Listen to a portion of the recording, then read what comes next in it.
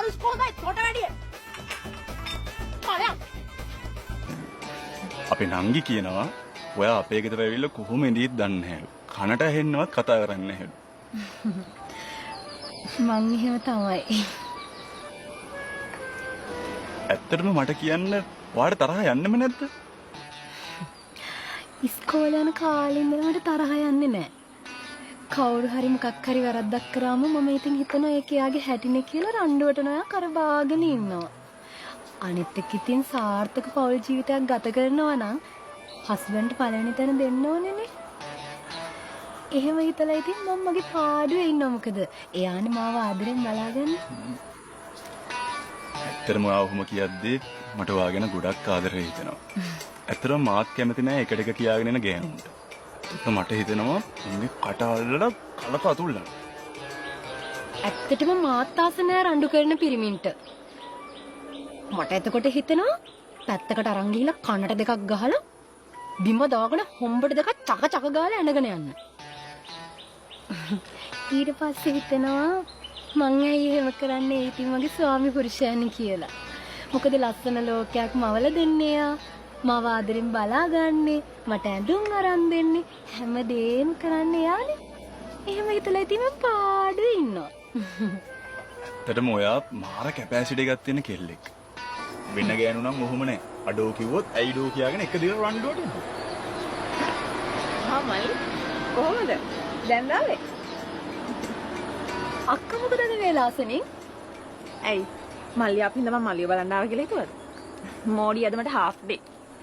අක්කා නර්ස් ඇඳුමට හරිම ලස්සනයි. thank you මල්ලි. මල්ලිත් අද හරි ස්මාර්ට්. එහෙනම් ඔයාලා කතා කර කර ඉන්නකෝ. මම යන ඇතුළට.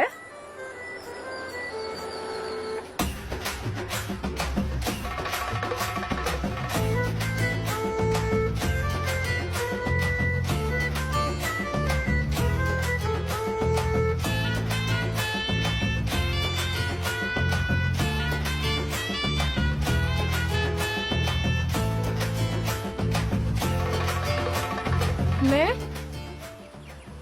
ඔයා මොකටද නයෝමි අක්කගේ ඇඳුම ලස්සනයි කිව්වේ?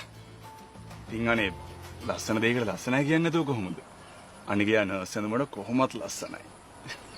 ඈබෝරුවෝ! තොට බෙවුන්නද මගේ ඇඳුම මම මෙච්චර ලස්සනට ඉන්න තෝමට ලස්සනයි කිව්වද? තොපේ පිරිමි සේරම එකයි. යකෝ දැනගනි තමන්ගේ ගෑණි ළඟ ඉද්දි වෙන ගණු වර්ණ නොකර ඉන්න. ගල් මූසලයා.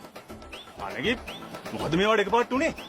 එකපාරට නෙමෙයි දෙපාරට නෙමෙයි සිය පාරට උනොත් තෝ මගේ ඉස්සරහ කතා කරන විදිහට තෝ වෙන තැන් වල කොහොම ඇතිද බූරුවා හිතගන්න පුළුවන් තෝගේ හැටි මොකද මේ කතා කරන විදිය? මම කැමති නෑ ඔහොම මට කතා කරනවට.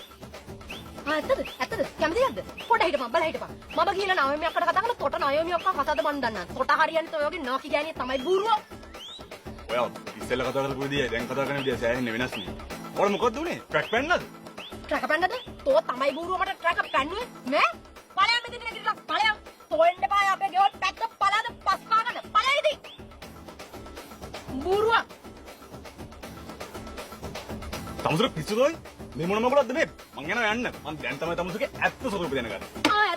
ඇත්තද ඔබ දැනගත්තද මගේ ඇත්ත ස්වරූපේ අනේ යකෝ තෝගේ ඇත්ත ස්වරූපය දැන් තමයි දැනගත්තේ තොට ගෑනු කී දෙනෙක් ඉන්නද තොට ගෑනු කී දෙනෙක් මැසේජ් කරාද ඒක තමයි අර ගෑනු මට මැසේජ් කරලා කිව්වේ අනේ ටිකක් ඵලයයි යකෝ යන්න තෝ හිතුවද මට මිනිහෙක් හොයාගන්න බෑ කියලා තෝ විතරද ඉන්නේ අම්මා මහලකු හැන්ඩියනේ මට තෝත් එක්ක ඉන්න මේ පැත්ත පාදින්න තු පස් පාගන්නද ඵලයා මෙතන යන්න තෝ වගේ එකෙක් කො නෑ යකෝ මම හොඳ මිනිහෙක් හොයන් පෙන්නන දරුස් කොහොමයි තොට වැඩිය ඵලයා